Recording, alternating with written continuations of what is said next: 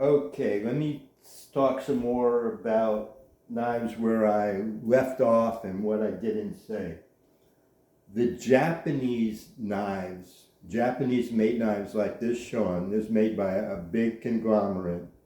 They tend to be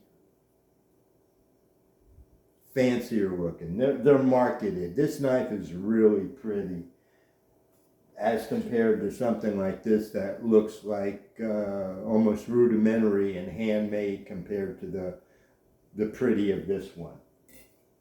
The mass-produced knives, the fit and finish is perfect. This is a full tang knife and it has a pummel cap on it.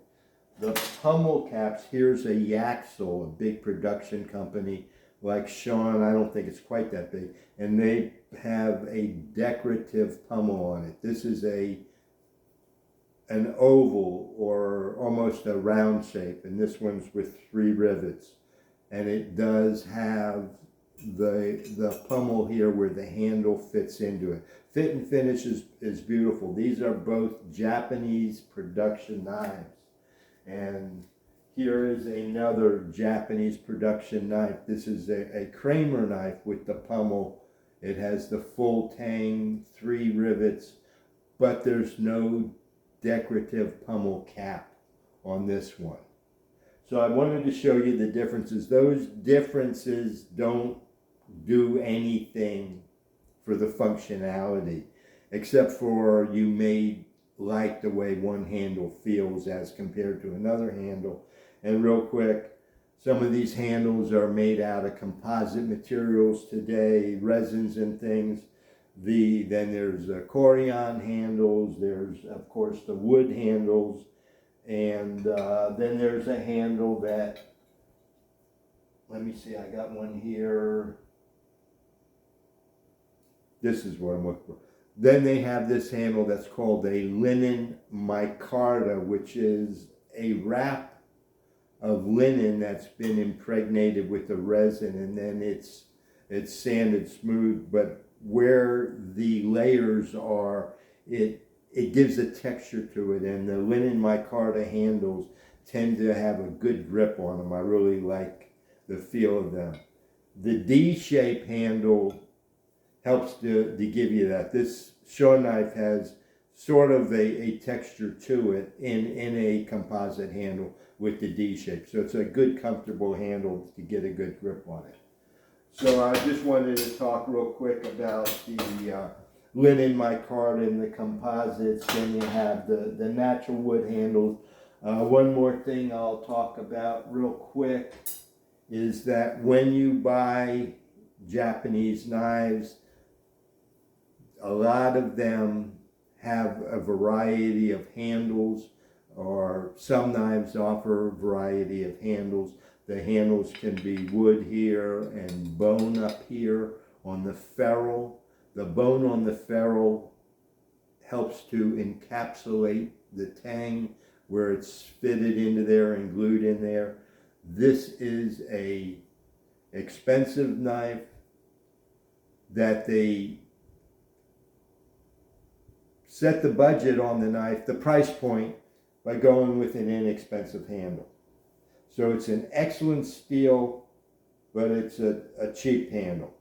And this wooden handle, because it doesn't have this ring, supposedly it is not as secure and that may split. I have not had that happen, but the point I'm trying to convey is that there is different ferrules. Some are plastic, some are bone.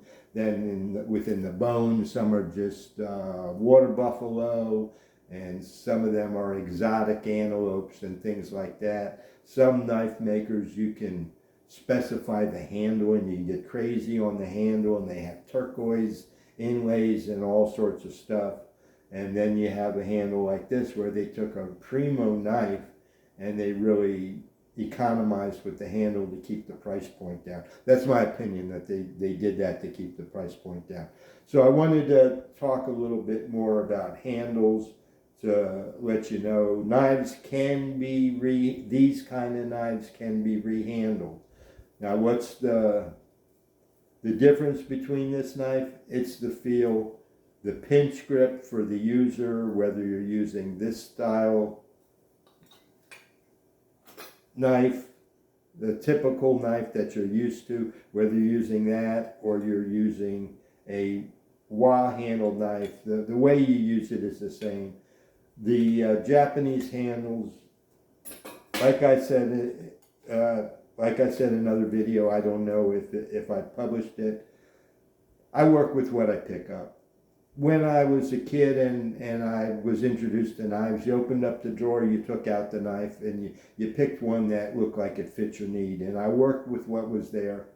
The same thing with collecting knives. I don't put a lot into picking the best handle and this and that. I look at the steel and I look at the knife and the shape, and the handle is pretty much incidental to me. I'm looking for the sharpening experience, how I would clamp this in a wicked edge, and how I would measure it, and how I would sharpen one side compared to the other for a single-sided knife, or an uneven grind, or a bilateral knife that's an even grind 50-50.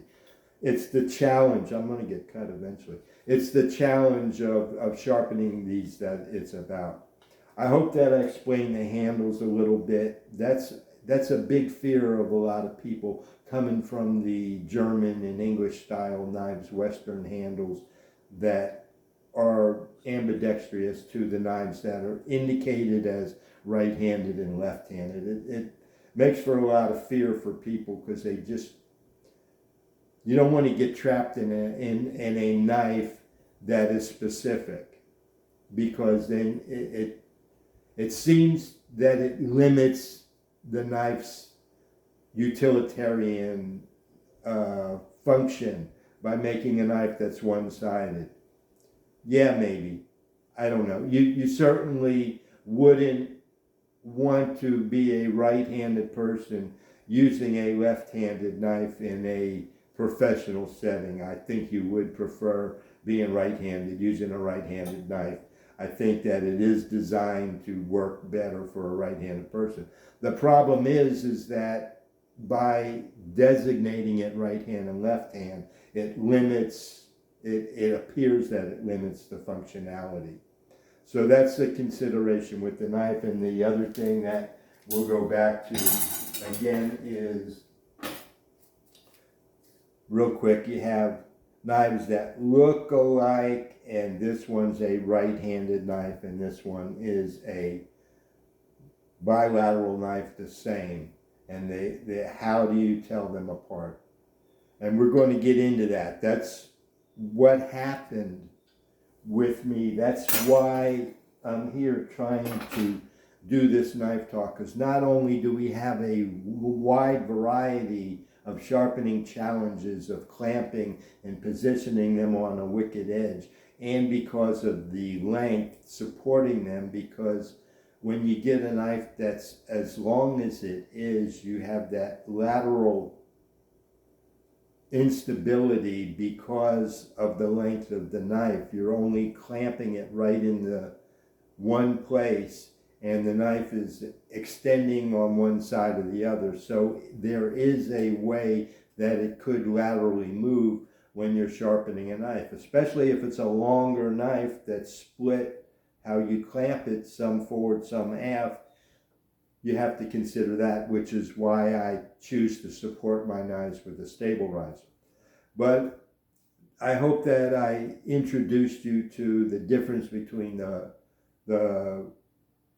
bilateral knife and a right-hand, left-hand knife, took some of the confusion out of that, and then we're going to talk further about specifically sharpening or specifically identifying those knives that are designated as right-hand or left-handed knives. Thanks.